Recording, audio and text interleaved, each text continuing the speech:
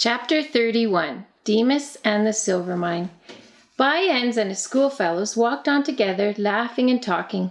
Christian and Hopeful were not very far from them, and presently the four boys ran after them, and began to ask them foolish questions. They pretended that they wished to know whether some of the things which they were fond of doing were wrong, and likely to displease the king, and they hoped that Christian would not be brave enough to answer them truly, because then they would be able to call him a coward. But although little Christian was a shy and timid child, he was not afraid to speak the truth. He had learned to love the king dearly, and no fear of what these rough boys might do to him would have made him agree with By-ends and his friends. He answered all their questions bravely and truly, and at last they began to feel ashamed of themselves and said no more. Christian was very glad when they left him, and he went on with Hopeful, while By-ends stayed behind with his three idle companions. Very soon the little pilgrims came to a narrow plain where the pathway was smooth and easy, and just beyond it they saw a hill with an opening in its side, like the mouth of a cave. A lad was standing upon the hill, and when Christian and Hopeful passed by, he called to them, saying, "Come up here, and I will show you something." "What is it?" said Christian. "A mine of silver," said the lad. "It is full of rich treasure, and you can soon gather up enough to take with you on your journey." "Oh," cried Hopeful, "let us go and look at it." But Christian pulled him back. "No, no," he said, "it is not a safe place." Then he called to the lad, whose name was Demas, and asked him if it were not dangerous. Demas knew quite well that it was very dangerous indeed, but he was a servant of the wicked prince to whom the mine belonged, and he had been sent there on purpose to tempt the pilgrims by telling them of its rich store of silver. So he answered, "It is safe unless you are very careless." But Christian turned away, saying to Hopeful, "We will not go. I am sure I have heard of it, and you see we could not reach it without leaving the way of the king." Then Demas cried, "If you will not come, you might at least wait for me, and I will go with you. I'm a pilgrim too." "I don't think you are one of the king's pilgrims," replied Christian, "or you would not try to hinder us in our journey. We cannot wait for anybody." So Demas said no more, but watched for By-ends and the other boys, who were not far off. Hopeful turned round to see what they would do. They did not love the king, and they did not care at all about the celestial city to which they pretended they were going. So when they heard of the treasure hidden in the hillside, they hurried eagerly to the mouth of the cave. Demas knew that people who went into it to dig for silver were nearly always either lost or killed there, but he told By-ends and his friends that it was quite safe, and they were ready to believe everything that he said. Christian and Hopeful saw them enter the cave, but no one ever heard anything of them again. No doubt they ventured too far along the dark and winding passages, and were never able to find their way back into the daylight. When the little pilgrims had walked for some distance beyond the hill, Hopeful stopped suddenly, saying, "Oh, what can that be?" Christian looked where he pointed, and saw a strange white figure standing by the roadside. As it came nearer, the boys saw that it did not move, and that it was in the shape of a woman, with her face turned away from the celestial city. "Do you think she was a pilgrim?" whispered Hopeful. "I don't know," said Christian. "It looks like a statue. I wonder why it is placed here by the wayside." They walked around it and looked at it carefully, and at last Hopeful saw a few words carved upon the border of the woman's veil, just where it lay upon her forehead.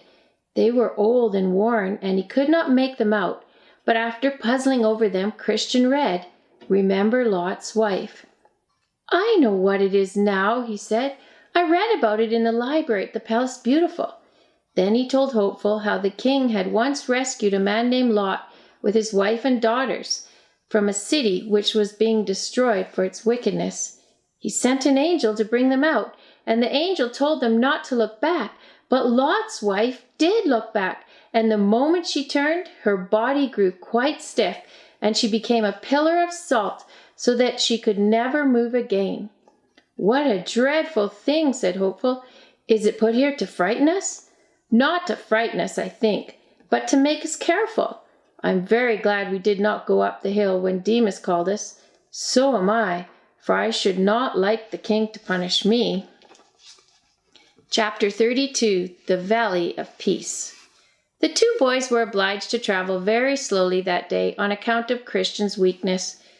"Where shall we sleep?" said Hopeful. "You cannot walk all night, and it will not be safe to lie down by the wayside."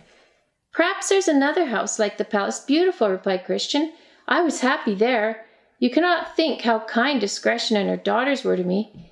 Then Hopeful began to ask questions about them, and Christian tried to tell him of all that he had seen and heard at the palace. But the little pilgrim's strength was failing after the day's journey, and he soon became too tired to speak and could scarcely walk, even with the help of Hopeful's arm.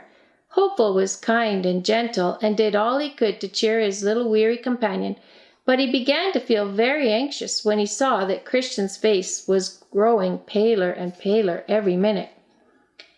"If we could only find a place to rest in," he thought, and as the evening shadows closed around the pathway, he strained his eyes eagerly in the hope of seeing some distant light, which would tell him that they were coming near to a house where they might stay until morning. But no light appeared, and presently the night came on, and still the little pilgrims crept slowly along, for Christian would not be persuaded to lie down upon the grass, although Hopeful promised to watch carefully by his side.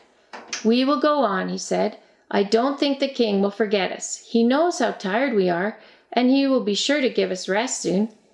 And now the stars began to twinkle in the dark sky, and the moon rose over the hills and shed her pure soft light up on the way of the king, and as Hopeful looked forward, he saw that the pathway was widening and that a broad river was flowing in the distance. "We are coming to a beautiful country," he exclaimed. "Look, Christian, the river is close to the wayside, and the path must lead through that meadow, which is all fenced and safe." Christian looked, and the sight of the river and the hope of resting revived him a little.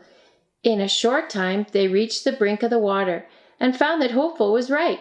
The way of the king ran close to the river, which was called the River of Life, and the ground on both sides of it was protected by strong fences, forming a beautiful meadow, covered with soft grass and flowers, and shaded by tall spreading trees, under whose boughs the king's pilgrims might rest safely and have no fear of enemies. How thankful Christian was to lay his aching little body upon a mossy bank. Hopeful sat by him and watched the moonlight playing peacefully upon the rippling water. Soon he clasped Christian's hand, saying, "The wicked prince never comes here." "Oh, no," said Christian, "I'm sure he does not. It is all so still and happy." The little pilgrims lay down side by side and slept quietly until the morning. When the sun rose, a messenger came to them from the king. "This is a valley of peace," he said. "You are to stay for a few days until Christian grows strong again. You will find plenty of food, for the trees are full of fruit, and you must drink the water of the river, which will strengthen and refresh you." So the boys spent a whole week in the beautiful valley, resting and enjoying their life more and more every day. Christian was not afraid to loosen his armor in this quiet spot, and he used to sit by the river, leaning comfortably against the trunk of some wide-spreading tree, while Hopeful lay on the grass near to him, plucking the flowers or gathering up the delicious fruit, which was now ripe and falling from the heavy-laden boughs. After all Christian's troubles, the Valley of Peace seemed very pleasant, and soon the color came back to his cheeks and the strength to his limbs, and he felt able to continue his journey.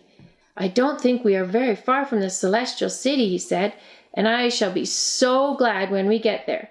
After this good rest, we shall be able to travel faster." Chapter 33, Bypath Meadow. The little pilgrims left the Valley of Peace early in the morning and traveled along the way of the king all that day. Late in the afternoon they came to a place where a stile led into a broad green meadow. It was called Bypath Meadow, and it belonged to a cruel and powerful giant named Despair. He was one of the most famous soldiers in the wicked prince's army, and he lived in a strong castle beyond the meadow, which could not be seen from the way of the king. This was all written in Christian's book, but he did not think of looking at it just then. The boys were both feeling very tired. They had found the path leading from the river rough and stony, and their feet were sore and aching. Christian stopped when he saw the stile and leaned over it. A fence divided the meadow from the way of the king, but a smooth grassy path ran close to it. "Could we not walk along this path for a little way?" he said, turning to Hopeful. "The stones are so hard, and my feet ache dreadfully." "So do mine," answered Hopeful. "But would it be safe?" Then he came to the stile also and looked over. "Oh, I think it must be," said Christian. "See, it runs close to the fence. We could climb back again anywhere in a minute." Hopeful did not feel quite sure that they were doing right, but as he thought that Christian knew more about the king's laws than he did, he followed his companion into the meadow. The grass was soft and pleasant to their feet, and not far before them another boy was walking along near the fence. Christian called to him, saying, "Can you tell us where this path leads to?" The boy, whose name was Vain Confidence, turned around and replied, "To the Celestial City." "You see," said Christian, "I was right. We shall be quite safe. We can keep behind that boy, and then, if there's any danger, we shall know of it in time to escape." But Hopeful was not satisfied, and when the night came on and the shadows grew so thick that the figure of Vain Confidence could no longer be seen, he felt frightened. Suddenly a cry was heard and a sound of falling. Hopeful seized Christian's arm and clung to him in great fear, and Christian too lost his courage and began to tremble from head to foot. "What can have happened?" he said, and he called again to Vain Confidence, but he received no answer.